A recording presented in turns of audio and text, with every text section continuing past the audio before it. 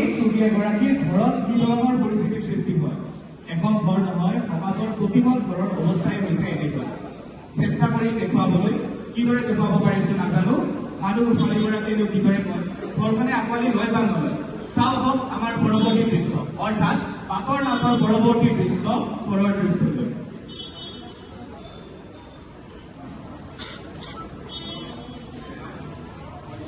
দৃশ্যৰ জৰিয়তে দেখুওৱা হৈছে অসুৰক্ষিত যৌন সম্পৰ্ক, দ্বিতীয়টো হৈছে সংক্ৰমিত বেজীৰ ব্যৱহাৰ, তৃতীয়টো হৈছে এগৰাকী মাতৃৰ পৰাও সন্তানলৈ গৰ্ভৱতী অৱস্থাত এইডছৰ সংক্ৰমণ হ'ব পাৰে, আৰু চতুৰ্থটো হৈছে বিভিন্ন ধৰণৰ ব্লাড ট্ৰান্সমিশ্যন, অৰ্থাৎ আপোনালোকে যদি কেতিয়াবা কোনো এইডছ সংক্ৰমিত ব্যক্তিৰ ৰক্তৰ সংস্পৰ্শলৈ আহে তেতিয়াও আপোনালোকৰ এইডছৰ বেমাৰ হ'ব পাৰে।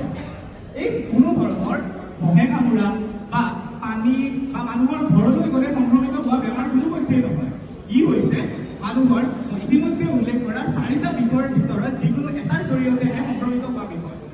আমি ইতিমধ্যে প্ৰকাশ কৰিলোঁ, বহু ঘটনা প্ৰকাশ হ'ল, সমাজত থকা এই ব্যাধিৰ বিষয়ে কোৱা হ'ল। সমাজখন এনেকুৱাই, সমাজখন এতিয়াও ঠিক হোৱা নাই। এইডছ অকল সামাজিক বেমাৰ হিচাপে থকা নাই, এগৰাকী ব্যক্তিৰ শৰীৰত আৰু সমাজৰ আৰু তথা মানসিক এই 3টা বিষয় সামৰি লৈছে এইডছে। গতিকে বিশ্ব এইডছ দিৱসৰ অৰ্থ কেৱল এইডছ নিৰ্মূল বা এইডছৰ বিষয়ে সজাগতা নহয়, ই হৈছে সমাজৰ সজাগতা, ব্যক্তিৰ মানসিক স্বাস্থ্য তথা এগৰাকী ব্যক্তিৰ আৰু নিশ্চয়কৈ অনুধাৱন কৰে বিষয়টো কেনেধৰণৰ গুৰুতৰ। ইতিমধ্যে সংক্ৰমণ হৈ গ'ল, যুৱতীগৰাকীক চিকিৎসালয়লৈ গ'ল। ইতিমধ্যে আমি চতুৰ্থ দৃশ্যটোত এনেকুৱা ঘটনাই দেখা য'ত আপোনালোকৰ প্ৰতিফলিত হ'ব এখন চিকিৎসালয়ত কিদৰে এগৰাকী চিকিৎসক আৰু এগৰাকীৰ সম্ভাৱ্য এই ৰোগীৰ মাজত কিদৰে কথোপকথন আৰম্ভ হয়, কথোপকথনবোৰ কিদৰে গোপনীয় হৈ থাকে, কথোপকথনবোৰ কিদৰে অলপমান আমোদ প্ৰমোদৰ মাজেৰে বুজা। অহাকাইলৈ হৈছে বিশ্ব এইডছ দিৱস। তাৰ বাবে আমি আপোনালোকৰ মাজলৈ লৈ আহিছোঁ এখন বিশেষ বাছৰ নাটক, য'ত আমি আপোনালোকৰ মাজত উপস্থাপন কৰি এইডছৰ বিষয়ে বিভিন্ন ধৰণৰ সজাগতামূলক ভাষণ হ'ব। ভাষণবোৰ যথেষ্ট বৰ লাগে নহয়, অলপ অভিনয়ৰ মাজেৰে যাম, অভিনয়ৰ মাজেৰে কথাবোৰ দেখুৱাম, অভিনয়ৰ মাজেৰে কথাবোৰ বুজিম। এই বুজাবৰ বাবে আমি কৰিছোঁ এক অভিনয়ৰ চেষ্টা। প্ৰথম দৃশ্যটোলৈ আগবাঢ়িছোঁ, সামাজিক ব্যাধিৰূপে সৃষ্টি হোৱা এইডছক কিদৰে সমাজে চায়, এগৰাকী ৰোগীয়ে চায়, এইবোৰ বিষয়ে আমি আজি সৰুকৈ আলোচনা কৰিম। আহকচোন প্ৰথম দৃশ্যটোৰ মাজেৰে আগবাঢ়ি যাম। আমি কি বুজাব বিচাৰিছোঁ, কি কথা ক'ব বিচাৰিছোঁ, আহক আমি চাওঁ আমাৰ প্ৰথম দৃশ্য।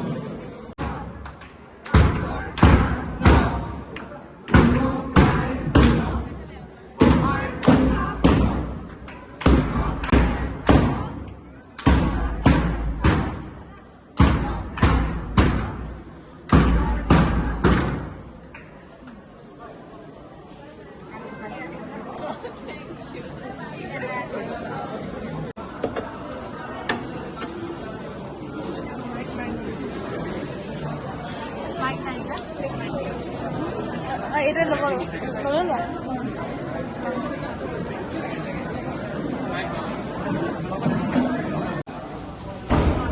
তুমি ক'লৈ গৈছিলা? মা, মই হস্পিটেললৈ গৈছিলোঁ। হস্পিটেল? তোমাৰ গা ভালে আছেনে? মা, মই হস্পিটেললৈ গৈছিলোঁ আৰু মানে ডক্টৰে ক'লে যে কিবা ডক্টৰে কি কৈছে? ডক্টৰে কৈছে কিবা মই বোলে HIV নে AIDS পজিটিভ। হে হৰি, এই ছোৱালীজনী আমাৰ পৰিয়ালত কলংক হৈ গ'ল। এতিয়া আমি সমাজত কি মুখ দেখাম? মা, নুচুমিনো। মা তেনেকে নকৰে মানুহ। দেউতা, দূৰত যা মোৰ পৰা, গুচি যা। এইদিন চাবলৈ তোক জন্ম দিছিলো মই। মা, দেউতা তোমালোকক হস্পিটেললৈ মাতিছে ডক্টৰে। আমি যাব নোৱাৰো। হস্পিটেল তোক লৈ যাম, আমাৰ কি সমাজত মান সন্মান নাই নেকি? তেনেকে নকবা না দেউতা। যা, য'ত মৰা মৰি থাক, গুচি যা ইয়াৰ পৰা, নিজৰ মুখখন নেদেখাবি। মা, মা বুলি নামাতিবি, একো কথা নকবি। মা, দেউতা।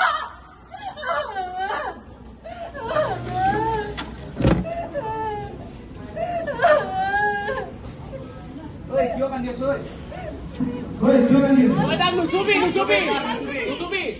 কিন্তু কিয়? HIV পজিটিভ হ'লে কি আমি নুচুম নেকি? এইটো কোনে ক'লে যে HIV পজিটিভ মানুহক চোৱাৰ পৰা বেমাৰটো সংক্ৰমণ হয়? কথাবোৰ জানিব লাগিব, কথাবোৰ আমি জনাব লাগিব। সমাজৰ প্ৰতিটো কোণলৈ HIV বিষয়ে থকা ভুল ধাৰণাবোৰ নিৰ্মূল কৰিবই লাগিব। মূল বিষয় হৈছে ক'বলৈ ওলাইছোঁ যে HIV সংক্ৰমণৰ মূল 4টা বিষয় ইতিমধ্যে আপোনালোকক প্ৰকাশিত কৰিম। HIV সংক্ৰমণৰ মূল শুনা না, পঢ়ি পঢ়ি আমনি লাগি গৈছে। কেনেকুৱা লাগিছে? একদম মজা লাগিছে ৰে। মজা লাগিছে ন? অ', মই কৈছিলো নে নাই এইটো গুৱাহাটীৰ মাল হয়। মোৰ লগৰজনে কেতিয়াও বেয়া মাল নিদিয়ে। বহুত মজা লাগিছে, থেংক ইউ দেই। একো নাই, এতিয়া ব'ল ঘৰ যাওঁ। চাবি চাবি।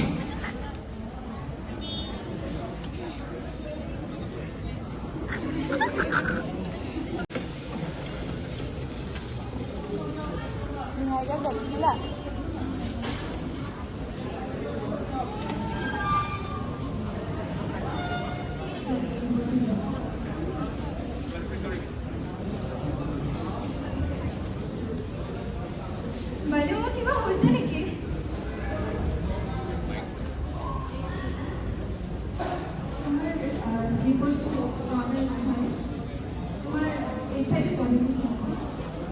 বাইদেউ কি হয়নো এইবোৰ বস্তু?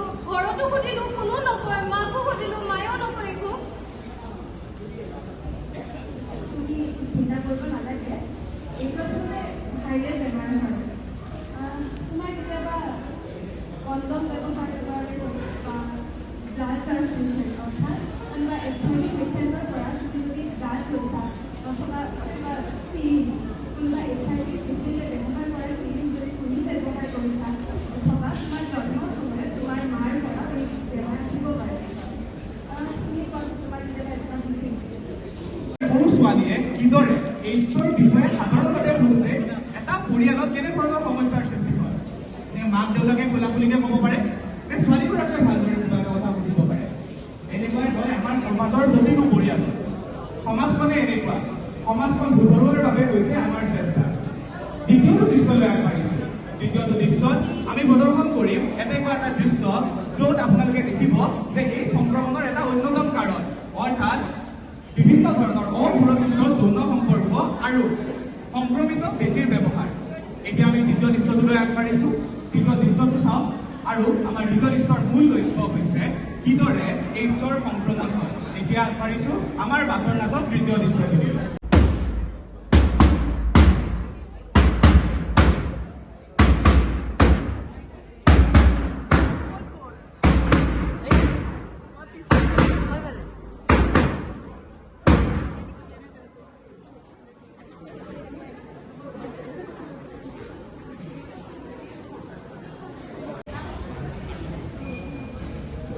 ঠিকে আছো? আছো এতিয়া তই ল একো নহয়তো? নাই নহয়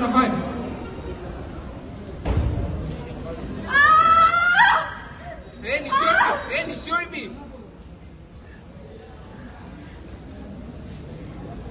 দে বহি দে হৈ গ'ল বহি দে এতিয়া। বাইদেউ হৈছিল